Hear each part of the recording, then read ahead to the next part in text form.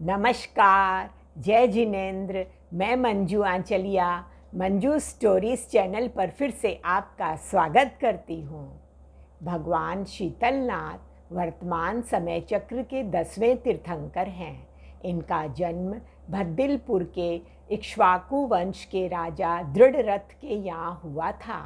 इनकी माता का नाम नंदा देवी था। इनका रंग सुनहरा था और शरीर की ऊंचाई 90 धनुष्य थी। ब्रह्मा इनके यक्षदेव हैं और अशोका इनकी यक्षिणी देवी हैं। इनका प्रतीक चिन्ह श्रीवत्स है। महापुरुषों के शुभ लक्षणों में उनके वक्षस्थल पर श्रीवत्स की आकृति बताई जाती है। श्रीवत्स का अर्थ होता है लक्ष्मी पुत्र।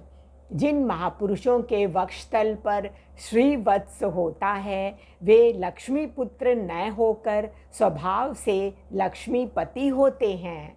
संसार के समस्त ऐश्वर्य के स्वामी होते हैं। श्रीवत्स को क्षमा और धैर्य का प्रतीक बताया गया है। इस प्रतीक को अर्थात क्षमा एवं धैर्य को जीवन में हृदय में धारण करने वाला ही महापुरुष बनता है। भगवान शीतलनाथ ने संवर भावना पर शिक्षा दी थी। 24 तीर्थंकरों के जीवन चरित्र की श्रृंखला में देखते हैं 10वें तीर्थंकर शीतलनाथ भगवान की कहानी। अर्ध पुष्कर द्वीप के वज्र देश की सुसीमा नगरी के राजा पद्मोत्तर मानवीय गुणों से परिपूर्ण थे। उनके राज्य में सुख और शांति व्याप्त थी। राजा ने अपने पुत्र को राज्य संचालन के योग्य समझकर उसका राज्याभिषेक किया तथा स्वयं आचार्य के पास में मुनि दीक्षा ग्रहण कर ली। बीमार व अक्षम साधुओं की सेवा करने के कारण उनके महान कर्म निर्जरा हुई। साथ में तीर्थंकर गोत्र का बंध हुआ। अंत में अनशन करके उन्होंने समाधि मरण पाया तथा 10वें प्राणत स्वर्ग में देव बने। लंबे समय तक देव आयु भोग कर आर्य जनपद के भद्दिलपुर नगर में राजा दृढ़रथ की महारानी नंदा देवी की कुक्षी में अवतरित हुए। माता को आए 14 सपनों से सबको ज्ञात हो गया कि महापुरुष का जन्म होने वाला है। भगवान के जन्म पर विश्व का कण कण पुलकित हो उठा। राज्य भर में जन्मोत्सव मनाया गया। नामकरण के दिन विशाल प्रीति भोज का आयोजन किया गया। बालक को आशीर्वाद देने के बाद नाम की चर्चा चली। राजा दृढ़रथ ने कहा, कुछ महीनों पहले मेरे शरीर में किसी व्याधि से जलन होने लगी। अनेक प्रकार की औषधि लेने व लेप लगाने से भी शरीर की जलन शांत नहीं हुई।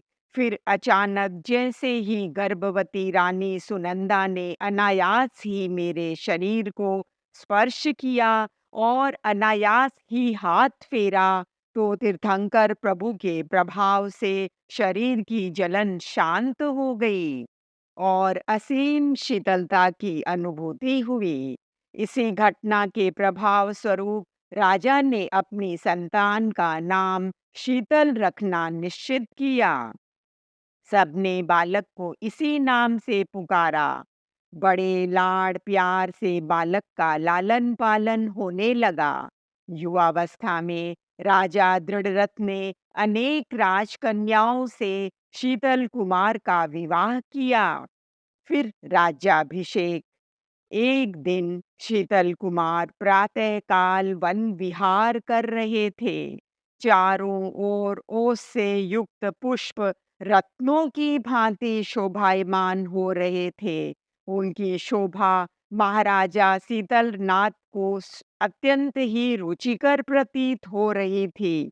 कुछ ही समय पश्चात लौटते हुए उन्होंने देखा समस्त ओस बिंदु क्षण भर में नष्ट हो गए हैं उनका सौंदर्य अब वैसा नहीं रहा जैसा पहले था। यह देखकर महाराजा शीतलनाथ को वैराग्य हो गया और वे विचारने लगे कि इसी तरह यह मनुष्य जन्म भी क्षणभंगुर है और यौवन ढलने से पहले ही राजा का हृदय संयम के लिए ललक उठा।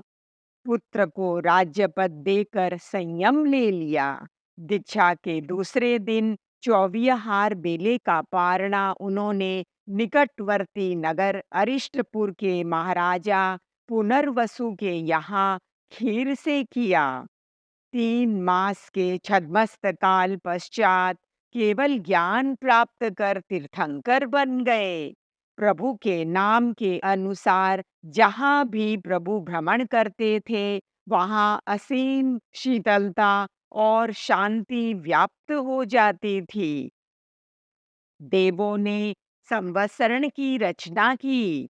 शीतलनाथ भगवान के संवत्सरण में प्रत्येक प्राणी अभय को प्राप्त होता था और सभी अपना वैर भाव भुलाकर प्रभु के देशना सुनते थे।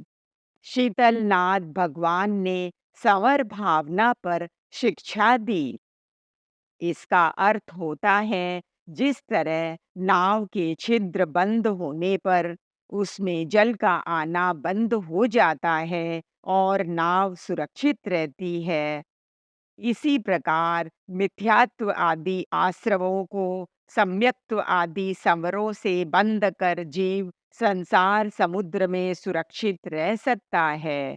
क्रोधी क्रोध की आग में जलता है, परंतु विवेकी उपशम भाव के जल से उस आग को बुझा देता है। अहंकार को विनय भाव से जीत लेता है। असंयम से विनाश और संयम से आत्मा सुरक्षित रहता है। इस प्रकार हजारों वर्षों तक उन्होंने ज्ञान का प्रकाश फैलाया और अंत में सम्मेद शिखर पर प्रभु ने निर्वाण प्राप्त किया।